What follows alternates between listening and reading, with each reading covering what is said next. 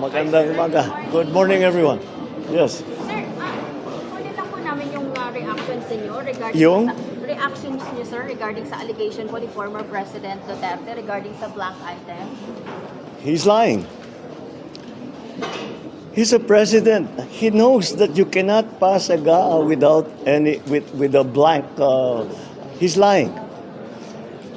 He's lying because he knows perfectly well that that doesn't ever happen.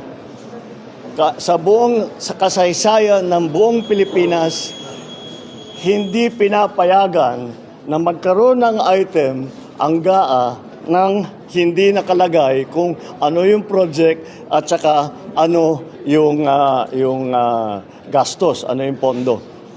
So, it's a lie.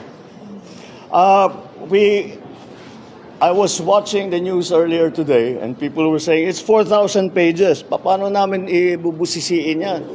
Ang ganito, para titignan namin isa-isa. Hindi na lang.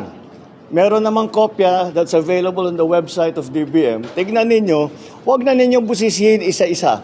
Hanapin nyo yung sinasabi nila na blank check. Tignan ninyo kung meron kahit isa para mapatunayan na tama ang sinasabi ko kasi nungalingan yan. That's my reaction. Sir, regarding po sa possible extension ni PNP Chief Marbil, meron po bang ganitong plano, sir? Well, there is a very strong argument that it would not be good for stability, especially to change Chief PNP in the middle of a campaign period and then approaching an election period.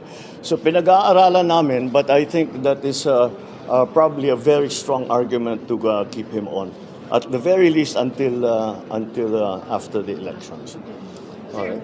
Sir, may recommendation po ang MMDA to shorten yung pasok sa government agencies sa Metro Manila to ease the traffic from 7 a.m. to 4 p.m. Yes, I saw that. Well, we're studying it. If it works, we'll do it.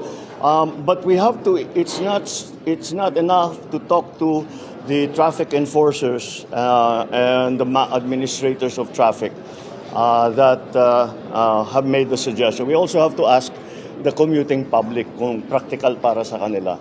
So if it turns out that everyone agrees to it, then I cannot see why it will be a problem.